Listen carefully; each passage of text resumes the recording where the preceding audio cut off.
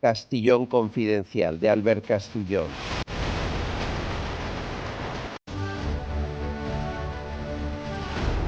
Bem-vindos, como vão, confidenciais? Obrigado por continuarem aí, feliz verão. Não se preocupem que a gente faz uma escapadinha aqui, membros da equipe, e vamos nos revezando. Apesar de vocês nos verem todos os dias, a gente procura um tempinho para respirar um pouco. Obrigado por estarem aí, por manterem a trincheira vigiada, porque sabem que é no verão que cometem as piores maldades quando organizam o plebiscito e para se manterem no poder. Sanches fez isso todos os verões e em cada uma das pausas, dos descansos que quis dar a si mesmo, acabou fazendo algo pior. Os 5 dias de reflexão, a cloaca da Leire montou aquela cloaca infecta. Ele sai no Natal e retorna em janeiro com decretos autoritários, o que é frequente.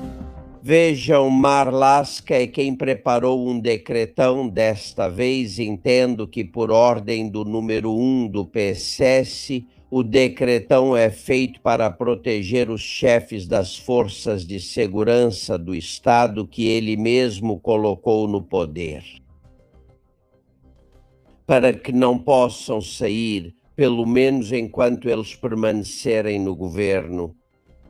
Para isso, Marlaska está finalizando uma reforma do regulamento de destinos e evitaria que alguns, quando cumprirem o tempo previsto até agora nesse regulamento, tenham que deixar o cargo.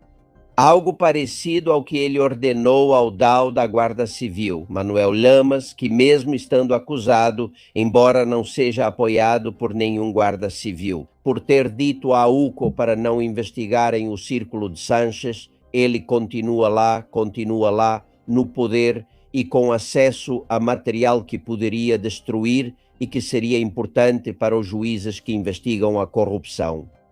O objetivo é que os seus continuem nos cargos de poder mais importantes, nos postos em que são necessários.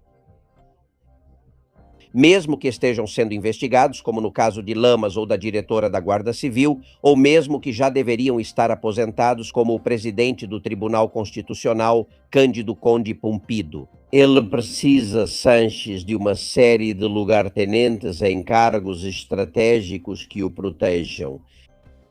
Ele é o único intocável, segundo dizem aqueles que trabalham no entorno da Moncloa.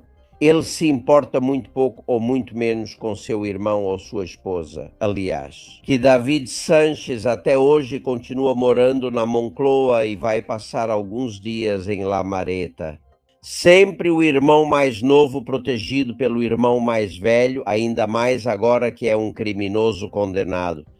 Ao mesmo tempo, Sanches aumentou a colonização do CNI, o Centro Nacional de Inteligência, se é que era possível aumentar ainda mais, porque já é um centro que parece uma filial do Partido Socialista. Muitos não trabalham para a Espanha, trabalham para o partido. Quem nos contou isso aqui foi o agente do CNI, José Maria. Posso dizer que uns 60%, 70% são pessoas honestas. São agentes que trabalham para a Espanha, para o Estado espanhol e para os espanhóis. Entre eles eu me incluo, claro, tá bom? Posso dizer que o resto foi colocado por partidos políticos para controlar o CNI por dentro também. Ou seja, esses senhores, o restante, não trabalham para os espanhóis nem para o Estado espanhol. Trabalham para os políticos que os colocaram lá e para seus partidos. E isso é algo que não se pode tolerar. Não se pode permitir que o CNI seja dirigido por um político, seja homem ou mulher. Para isso, existem agentes com um histórico mais do que reconhecido, que devem ser os responsáveis por dirigir esse centro e colocar as coisas em seus devidos lugares. Porque o que é importante são as forças de segurança do Estado, certo? Guarda Civil, Polícia Nacional. O CNI é ainda mais importante porque daqui se controlam principalmente os riscos e perigos externos que existem para a Espanha. E o que não podemos permitir é que um país como Marrocos, que se dedica ao narcotráfico, já reconhecido internacionalmente e que está chantageando diariamente, se torne dono e senhor da Espanha. O CNI está passando por uma revolução interna desde a invasão de Ceuta. Cada vez há mais membros da casa pedindo baixas voluntárias, Alguns pedem aposentadoria antecipada e outros que não aguentam mais, que querem ir embora. A politização a favor do governo de 40% dos membros do CNI é insustentável. Já não é um órgão de inteligência neutro que zela pelos interesses da Espanha, mas sim pelos do presidente do governo e seu círculo. Há um profundo desânimo e, além disso, negaram a eles repetidas vezes uma realidade, que é que informaram a todos naquele dia, naquela quinta-feira em que começou a invasão, estavam informados semanas antes. Então esses três ministros, Álvares, Marlaska e Margarita Robles, foram informados pelo CNI, que era questão de horas, a invasão a Ceuta, depois de ter circulado pelas redes sociais a convocação. A ação foi realizada, como vocês sabem, pelo Marrocos e coordenada por Israel. Portanto, eles não eram alheios à informação, mas eles foram tratados como mentirosos, como inoperantes, como ineficazes, que não souberam prever o que ia acontecer. Quase 100 mil invasores, 100 mortos e até hoje mais de 5 mil que permanecem em Ceuta, muitos deles criminosos perigosíssimos. Todos sabiam e todos receberam a ordem de não fazer nada. Quem deu essa ordem? Não poderia ter sido dada por Marlaska, Margarita Robles ou Álvares. Essa ordem veio diretamente de Pedro Sánchez após conversar com pessoas próximas ao governo do Marrocos. E, segundo nos contam, minimizaram o assunto dizendo que não era preocupante, que nada grave iria acontecer. E Sánchez obedeceu porque não está em posição de contrariar quem tem o conteúdo do Pegasus do seu celular guardado em uma gaveta. E a Casa Real também foi avisada, como já adiantamos aqui, foi o que nos contou o membro do CNI entrevistado, mas, e é justo dizer que a Casa Real tentou várias vezes ir a Ceuta e Melilla e nem os governos do PP, nem os governos do PSOE permitiram isso. Inclusive, há poucos anos, o rei Filipe VI pediu que, já que não deixavam ele visitar as cidades autónomas,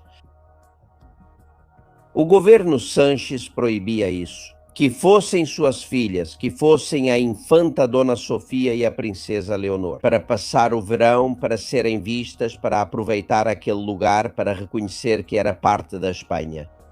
E mais uma vez Sánchez disse que não. O rei obedece, Sánchez ordena. Quem contou isso aqui foi o ex-espião do CNI, Fernando San Agustín. O rei Sánchez, o governo espanhol nunca deixou ele pisar em Ceuta e Melilla, porque considerava que era uma provocação. Nicolai Nicom. Nem com o PP, nem com o PSOE. Nem com o senhor, nem com o cara, nem com nada. Consideram que é incomodar o rei, o sultão. Eu me recuso a chamar o sultão de rei. Então, como eles consideram assim, não tem jeito, né? O rei não pode fazer nada que o governo não autorize. Eu posso te assegurar que ao rei emérito, assim como a este rei, não faltam, sobram vontade de entrar lá. Ou seja, ir lá e passar alguns dias de férias. Por quê? É o que um dia propuseram. Não podemos ir de férias para Ceuta. Minhas filhas não podem ir de férias para Ceuta, pois seria suficiente se as filhas dele fossem de férias para Ceuta. Mas o governo se recusa terminantemente. Para não incomodar.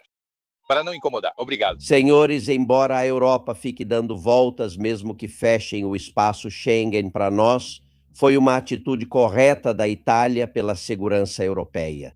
Embora o governo tente encobrir o assunto e evitar que se fale sobre ele, o fato é que mostramos para todo o mundo que a Espanha está submetida ao Marrocos. E isso tornou o Marrocos ainda mais forte.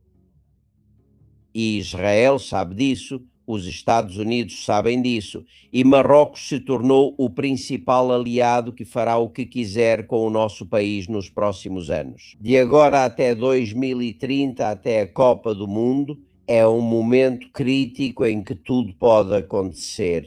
Que Marrocos fique com a titularidade de Ceuta, Melilla e de algumas ilhas canárias perto do Monte Tróbalo, e que o lugar que lhe interessa, de cujas águas territoriais já se apropriou ilegalmente. Ou até que vá além, que peça favores, que peça mais dinheiro, mais bilhões e bilhões de euros para suas obras faraônicas.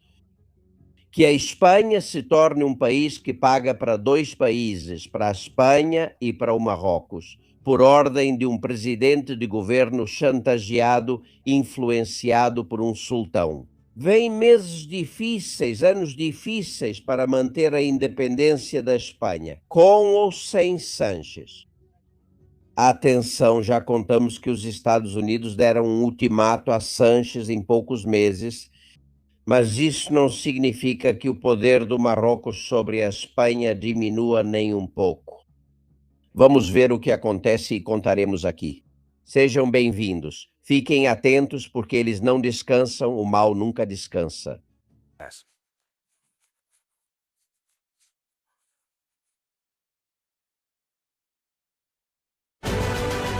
Castillón, Confidential. de Albert Castillón.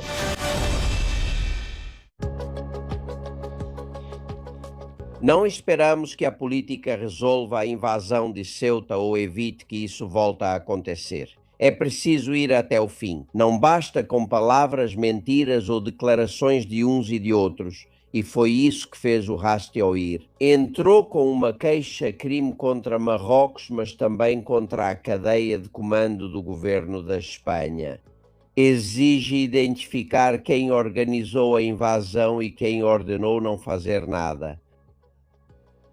O advogado que entrou com essa queixa-crime é bem conhecido, Javier Maria Pérez Roldán. Como vai o senhor? Olá, bom, apesar de ser verão, estou trabalhando, sempre estou trabalhando.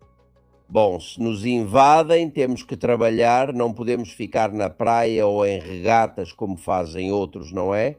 Exato, na verdade, Rasteoir esteve sim na praia de Ceuta. Na madrugada de sexta-feira, às 4 da manhã, estávamos lá e éramos os únicos. Não havia mais ninguém, éramos os únicos. Estavam o exército, 5 tanquetas e a guarda civil. Não havia outros espanhóis nem grandes meios de comunicação presentes. Tele5, Antena 3, televisão espanhola. Ninguém. 4. Éramos 4. Os 4 que fomos lá para ver o que estava acontecendo em primeira mão.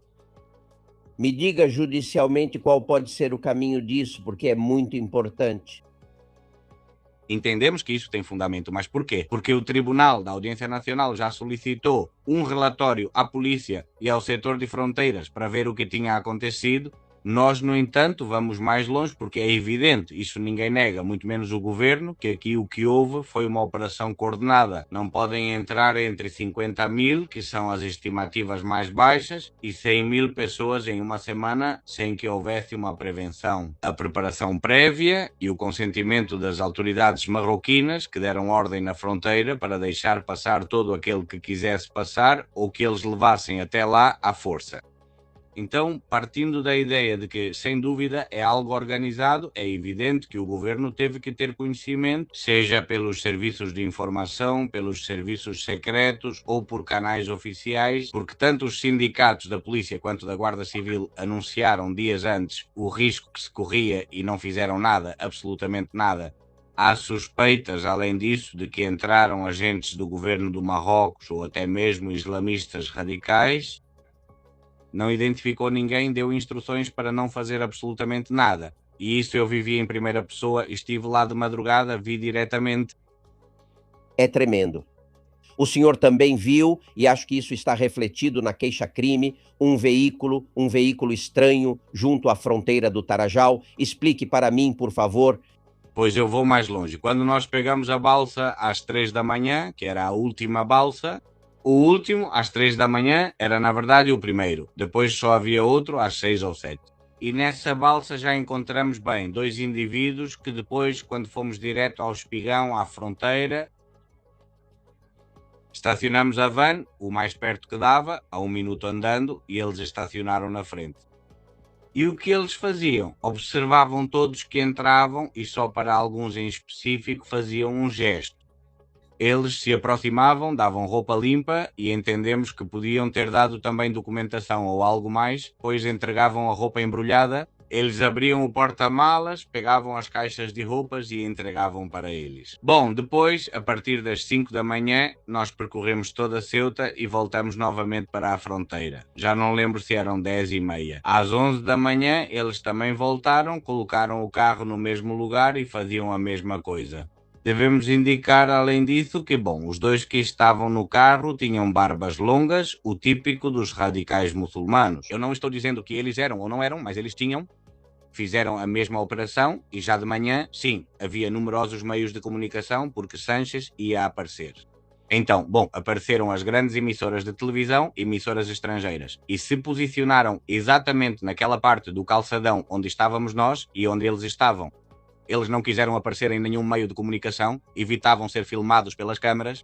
Então é uma atitude bastante suspeita e saíram publicações e coisas assim. Além disso, algum sindicato da polícia ou da Guarda Civil denunciou isso, que suspeitam ou têm sérios fundamentos para acreditar que havia infiltrados do governo do Marrocos ou agentes radicais. Nós tiramos uma foto do carro, tiramos fotos dos ocupantes do carro e isso nós juntamos à queixa-crime para que seja investigado. Quem era o titular desse carro, se era alugado, quem contratou, se era de propriedade, quem era o proprietário, para ir seguindo essa pista, entre outros muitos, porque não vão ser os únicos que estiveram lá infiltrados ou fazendo coisas estranhas. Sim. Mas é uma atitude sua de detetive, mas muito útil, porque é muito estranho o que você me conta. É como se soubéssemos que há 10 identificados jihadistas expulsos da Espanha para o Marrocos e que voltaram a entrar aproveitando a invasão, mas há centenas, certamente milhares com antecedentes. Se há quem os legalize oferecendo documentação falsa, eles passam para a península e a partir daí para qualquer lugar, não é?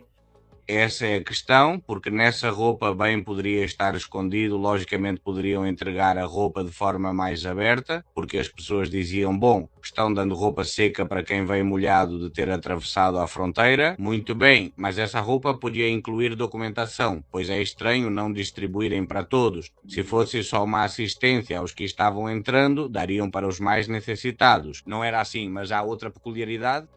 Às 4 da manhã, quando chegamos lá, observamos como muitos dos que vinham atravessavam o mar e cruzavam a fronteira, pagavam um táxi e táxis estavam esperando por eles bem na frente dos blindados militares. Olha só o imigrante, assim que chega já tem um táxi contratado.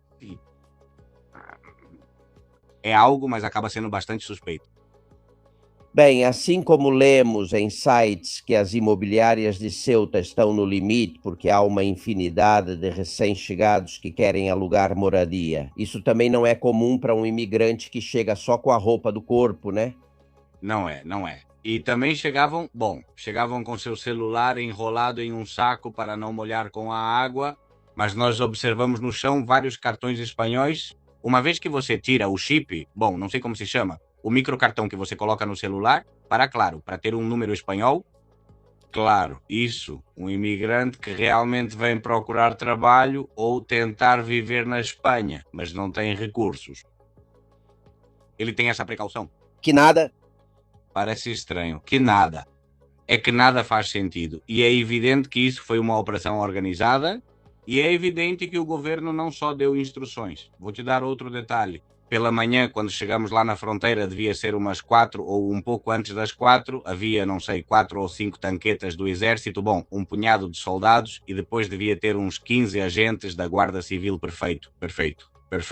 Apareceram, perfeito. Aparecendo durante perfeito. De manhã, tanquetas e mais tanquetas e mais tanquetas e no total devia ter uns 50 talvez.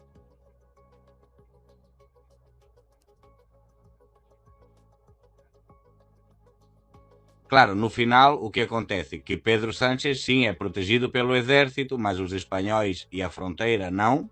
É que essa comparação é tão gritante, porque lembremos que era às 4 da manhã. Era quando a onda de imigrantes que entravam era maior. Bom, de imigrantes, eu prefiro falar de invasores. Isso era uma invasão, não era imigração. Era claramente uma invasão. E todos esses dados, claro, estão refletidos. Alguns estão na queixa-crime, outros vamos ampliar porque a redigimos rapidamente. Por quê? Porque o nosso principal interesse é que o Tribunal de Instrução que está cuidando do caso solicite que as gravações não sejam destruídas, as câmaras, todas as câmaras de segurança que existem, porque, claro, as gravações, em 30 dias, se não forem solicitadas por um tribunal, são apagadas automaticamente. E outra questão que solicitamos são também as ordens que o Ministério da Defesa e o Ministério do Interior deram ao Exército e aos órgãos de segurança do Estado. E as comunicações que podem ter havido entre as autoridades marroquinas e as espanholas, porque os marroquinos estão dizendo que avisaram, a Espanha diz que não avisaram, e, em todo caso, que instruções foram dadas concretamente ao Exército. Para nós, os militares a quem perguntamos e os guardas civis nos diziam que eles não iam intervir. Só no caso de haver um problema grave, interviriam. Nada mais, de fato. Mas eles estão lá e você estava na área. Os regulares, lá está a legião, lá há milhares de militares. É preciso descobrir quem deu a ordem de não defender a fronteira, porque a atitude normal de qualquer um dos comandantes é ir fazer seu trabalho. Alguém teve que impedi-los, não é? Exato. É que é evidente que eles tiveram que receber ordens além das dadas pelas autoridades militares em Ceuta. As autoridades militares em Ceuta estão muito comprometidas com a defesa da Espanha, Ceuta é Espanha, e, portanto, teriam tomado qualquer tipo de medida desde o primeiro momento. Além disso, ao tentarmos estacionar a van entre dois carros militares, chamei a atenção e disse: não vão deixar, pois é um comboio e não podemos interrompê-lo. De fato, um militar se aproximou e nos disse para estacionarmos um pouquinho mais à frente. Perguntei a ele se podíamos ir para a área da praia ou se haveria algum problema, pois achei que talvez por segurança não deixariam. E o militar disse para a gente: não, perguntem à Guarda Civil. Ou seja, quem mandava era a Guarda Civil, não o Exército. O Exército estava ali mais para efeito de dissuasão, mas havia poucas barreiras e depois, durante a madrugada, percorremos toda Ceuta e não se via nem polícia nem Guarda Civil. Na fronteira, sim, mas no resto as praças estavam absolutamente cheias, lotadas, havia ruas que tinham muito mais movimento de pessoas do que a Gran Via em horário de pico, em termos de pedestres. Era impressionante, impressionante. É preciso descobrir muita documentação que eu espero que, com a ordem de um juiz, a gente consiga. Por exemplo, que fique comprovado que, claro, o CNI enviou relatórios e muitos alertando sobre o que ia acontecer. Vamos ver se esses relatórios vêm à tona por ordem de um juiz. Ou o que você dizia, advogado, que Mohamed VI ou o governo do Marrocos informa ao governo espanhol. A quem ele fez isso? De que forma? Com que informação para alertar sobre o que estava acontecendo? Ou não, ou talvez tenha dado a ordem de nem se mexam sem uma ação total, que é o que consideramos que pode ter acontecido. É tudo muito estranho e mais estranho ainda é que tentam encobrir o assunto, que não falemos sobre isso. Eles ficam muito incomodados com o que estamos fazendo agora, não é? Aliás, na Mareta vou ver algum avião ou algum barco, com algum slogan ou não. Na Mareta surgirão itens para fazer, pois a equipe já está pronta para agir. Desta vez vai ser diferente do ano passado, logicamente, porque sempre é preciso inovar e principalmente porque o governo já tomou suas medidas de segurança. O governo protegeu a Mareta muito mais do que protegeu a fronteira de Ceuta. E então vai haver coisas além de barulhentas. Algumas podem até atrair um grande público. Vai ser barulhento, chamativo e muita gente vai ver e eu tenho que esperar muito. Pois provavelmente haverá mais intervenção da polícia do que houve em Ceuta. E isso é importante que se saiba internacionalmente de como Sánchez só se protege a si mesmo. Já vivemos isso aqui no domingo. No domingo, quando já estava de volta de Ceuta, fui até a manifestação que várias associações convocaram em frente à Embaixada do Marrocos e, de verdade, fui com Jaime. Jaime é quem nos gravou lá em Ceuta. Bem, tanto ele quanto eu concordávamos. Havia mais policiais, mais tropa de choque, mais unidades da UIP do que o que vimos nós em Ceuta. Surpreendente, na Rua Serrano, aqui em Madrid, em cada esquina havia entre 5 e 7 policiais para fechar a passagem. Pois nós acreditamos que em Lanzarote vai acontecer, vai ficar evidente outra situação semelhante, que vai haver mais policiais do que houve na época em Ceuta. Obrigado. Bom, espero por essa ação na Mareta ansiosamente e com emoção. Vamos ver o que eles bolaram. Haste oír para provocar um sorriso na gente, cara, pelo menos para que percebam que não somos tão bobos assim. Javier Maria Pérez Roldán, obrigado por seguir trabalhando em agosto. Forte abraço. Então tá, igualmente. Até logo. Muito obrigado. Castillón Confidencial de Albert Castillón. Castillón Confidencial de Albert Castillón.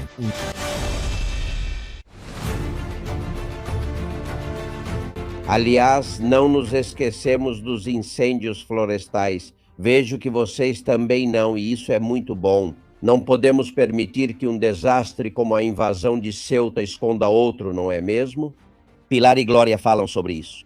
Mensagem aos confidenciais afetados pelos incêndios. Quando há fogo em um monte com pinheiros e azinheiras, só os pinheiros queimam, as azinheiras não. As folhas queimam, mas depois brotam novamente. Aí chegam as madeireiras, que dizem levar madeira queimada, mas na verdade retiram as azinheiras. E eu vi isso porque no quilómetro 130 da Nacional, no ano de 2009, não 2008, queimaram-se 9.000 hectares e fizeram isso porque eu vi como levavam a madeira.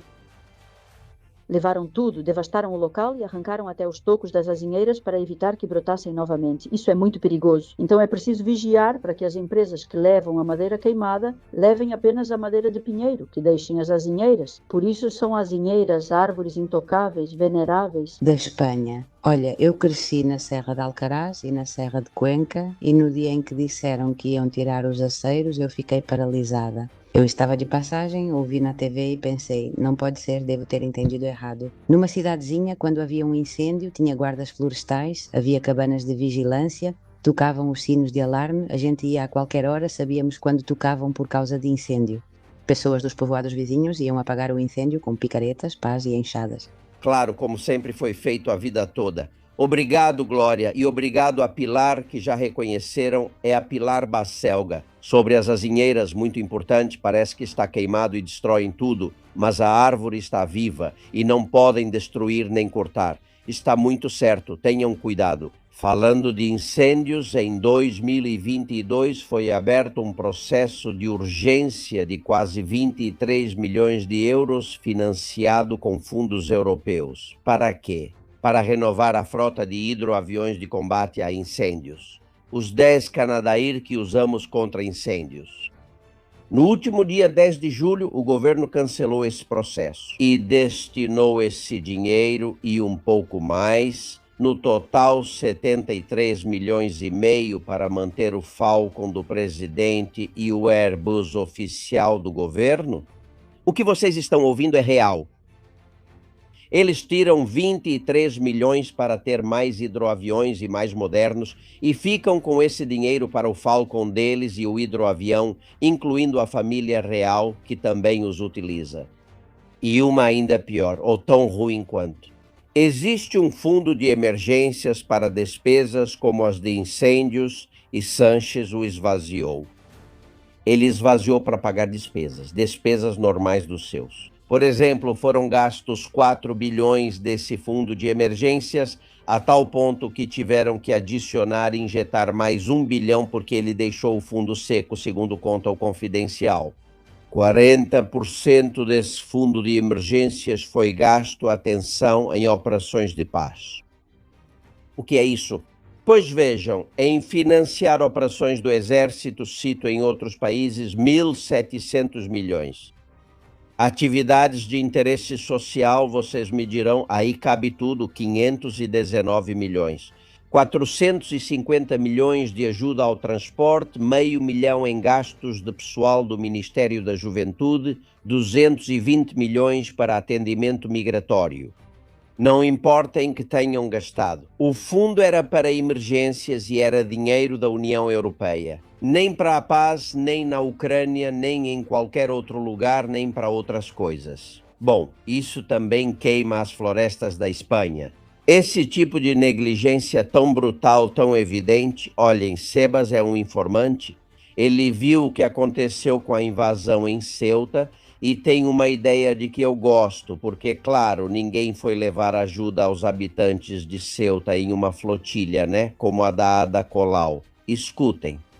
Não há dúvida de que estamos vivendo momentos conturbados, e isso sob qualquer perspectiva ou viés social, ideológico ou político. Proponho que deixemos de dar opiniões, de fazer julgamentos de valor, que de um lado ou de outro negam a efetividade dos mesmos e nos concentremos nos dados.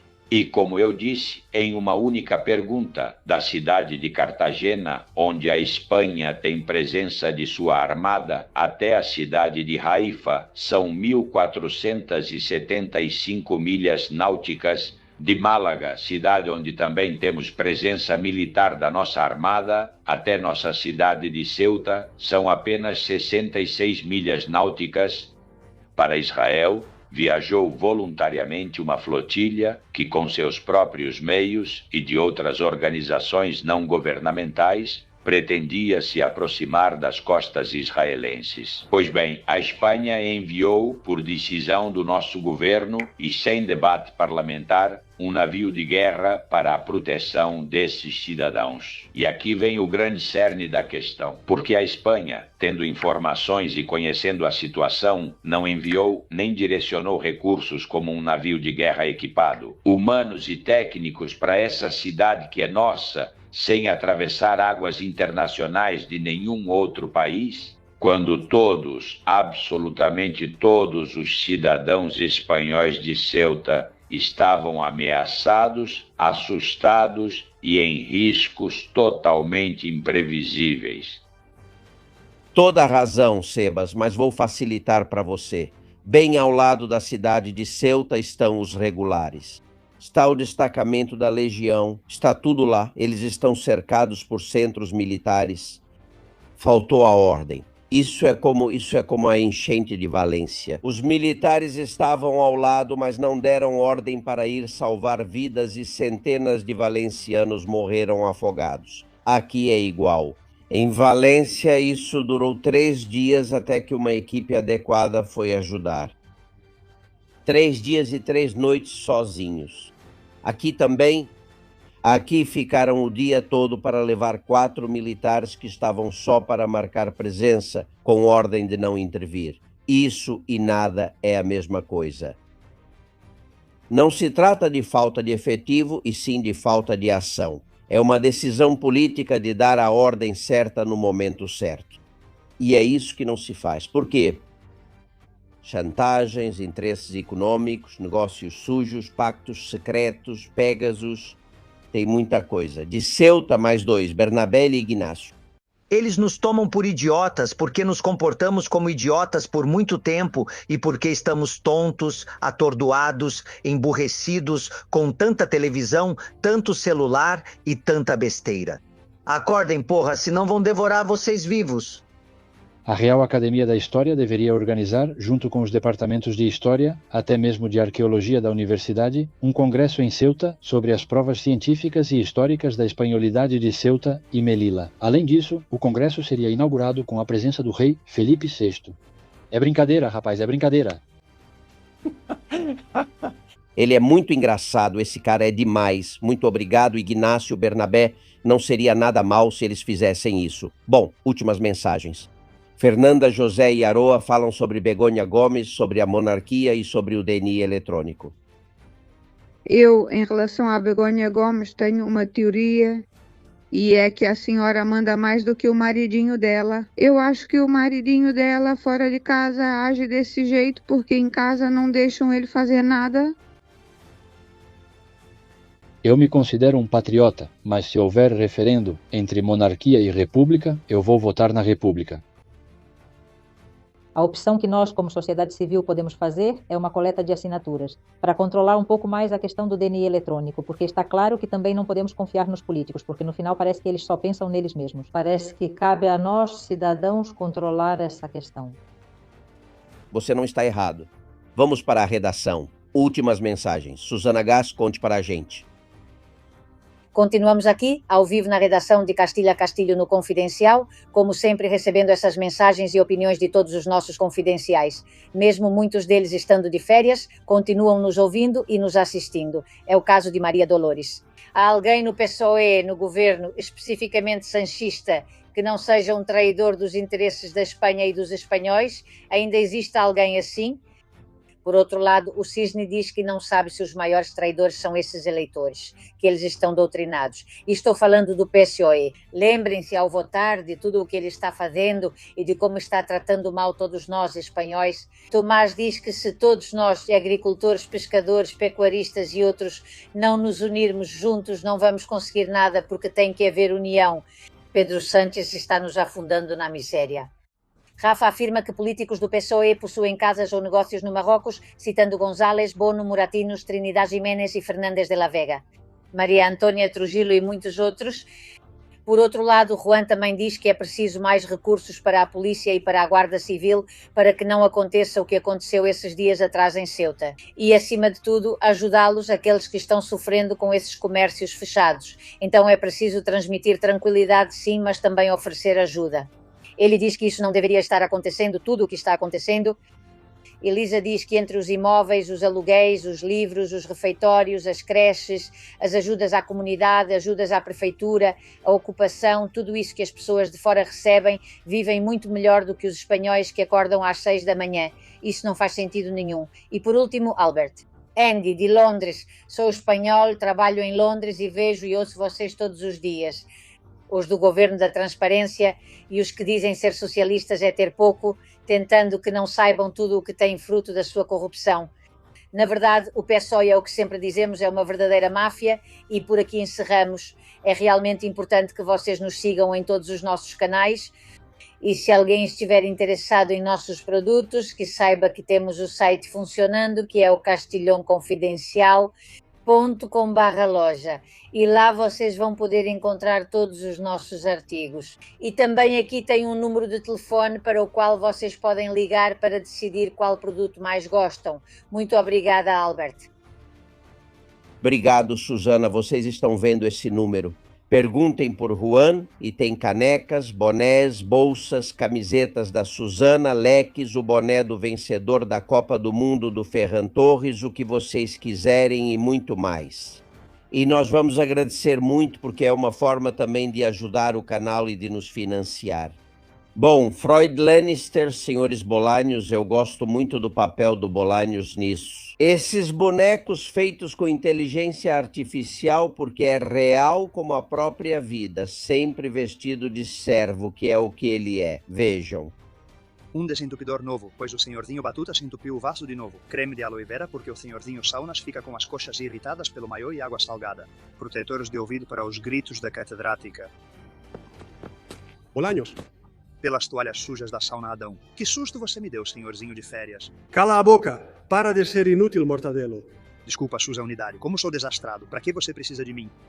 Todos os países europeus insistem nessa ideia absurda de que permite a invasão de marroquinos e favorece a imigração ilegal descontrolada. Que absurdo. Em que se baseiam essas acusações? Não começamos a regularizar todos sem critério, nem somos reféns do regime marroquino e suas chantagens. Com certeza, isso é totalmente ridículo. E o que fazemos, senhorzinho indignado? A única coisa que se pode fazer nesse caso, diante de uma crise desse tamanho, é eu escrever uma carta. Eles vão se ferrar. Brilhante como sempre, senhor das cartas. Anota aí que eu vou ditar. 4 olhos. Líderes ultra-reacionários e nazistas da Europa vão se ferrar. Viva Mohamed VI, nosso amadíssimo e progressista líder. Toda a culpa do que ocorreu é de vocês, fascistas. Assinado o fodão e blá blá. O que achou, Mortadelo? Minha posição ficou clara, com respeito.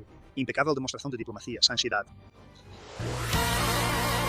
Mantendo o máximo respeito. Barril Sauna vale a pena seguir e obrigado a Angelines que me manda essas coisas. Bom, tem mais. Recebemos um beijo da Venezuela. Não nos esquecemos de vocês. Nesta imagem, uma senhora idosa sobe umas escadas e pinta numa parede. Sem luta não há vitória. Apliquem isso na Venezuela e na Espanha. Sem luta não há vitória. Importante. No escritório está Sánchez e de repente Mohamed liga para ele e isso acontece. Mohamed, mas o que você fez? Como é que você pensa em me ferrar desse jeito? Pedro, fica tranquilo, não aconteceu nada. Mandei uns 50 mil para lá, como combinado. Mas cara, olha, era só ter esperado um mês. Porque agora eu ia sair de férias e não vou poder ir. Puta merda. Eu já tinha organizado uma festa com Almodóvar, Wyoming e toda a cúpula da televisão espanhola. Olá, serviço secreto, escutem. Já podem começar a investigar Feijó e Bascal. Se pensam que meu esquema vai acabar, estão enganados. Chefe, quando me mandou com Margarita, falou que era coisa de criança. Isso aqui é loucura. Não vamos sair vivos, cuidado, pode explodir de novo. Mas são só crianças, deixa eles brincarem. Ei, se precisar de ajuda, peça para o Puente. Ei, Wyoming, traz outro que esse já acabou. É que eles se afogam em um copo d'água. Se fizessem o trabalho direito como eu, essas coisas não aconteceriam com eles. Incrível, incrível, mas algo assim aconteceu e tem outra surpresa que a Amparo de Sanches me mandou. Eles vendam os olhos do Sanches e fazem uma surpresa para ele. Ouçam, vejam. Não é minha despedida, mas já prepararam uma surpresa para mim. Estão trocando minha roupa. Surpresa! Aparece na prisão com Coldo e com todos os outros. Esta é a história que gostaríamos de contar para vocês algum dia. Bom, e para terminar, este é um vídeo muito especial. Quem me enviou foi Isabel. Imaginem que em um morro é montada a Rádio Morro, uma emissora de rádio onde os animais da floresta protestam. Tem um microfone, um fone de ouvido e ao fundo um fogo que devasta a floresta. Vejam. Sempre dizem nunca mais, mas sempre acontece de novo, todo verão. Por favor, pessoal, essa floresta é meu lar. Não corremos rápido quando o fogo vem. Não conseguimos escapar. Poxa, não entendo de empresas, permissões ou lucros. Só sei que minha casa queimou, ninguém me perguntou. Agora não sei pra onde vou. Lá de cima dá pra ver tudo, irmão. Não sei como existem humanos que conseguem viver tranquilos depois de fazerem isso. Me dão nojo. Inscreva-se. Só peço um pouco de paz, gente. Se apareço pouco é por isso. Eles me assustam. Obrigado por assistir um link. E eu me pergunto, onde estão as leis que nos protegem? A prevenção, sempre agindo quando o dano já está feito e não se pode fazer nada além de chorar. Quando meu ninho queima, não é a natureza que falhou. Foi você, alguém que podia escolher e não escolheu. Eu moro no subsolo, cara, e pensam que isso nos salva. Mesmo assim, a fumaça entra e sufoca meus filhotes e eu. Perdi meus pequenos, não pude fazer nada. Já era tarde demais quando o fogo nos alcançou. Alguns acham que são acidentes, irmão, mas pra mim tem dedo de alguém nisso. Não tiro isso da cabeça. Tem gente ruim causando, egoísta, porca. Ok, pessoal, obrigado por nos ouvirem. E para quem luta por nós, muito amor. Agora preciso procurar outro lar. Por todos eles que não têm voz, termina dizendo esse vídeo lindo. Apareceram muitos animais da floresta e ficou realmente lindo. Não sei quem fez isso. Mas é muito bom lembrar o que disseram esses seres vivos que às vezes dependem das nossas negligências. E que acabamos com a vida deles sem nem sequer mencionar isso nas notícias. Amigos, amanhã tem mais. Quero ver vocês. Por aqui, obrigado por passarem o verão com a gente. Até amanhã, somos... Confidencial, yo soy confidencial, todos confidenciales, todos confidenciales, pero solo para mentes abiertas y para gente despierta. Desde la trinchera, las balas silban y no hay manera de salir allá afuera. Aquí la libertad tiene las alas de cera. Albert Castillón, Susana Gash, Tucci Castillón y demás. Muchas gracias.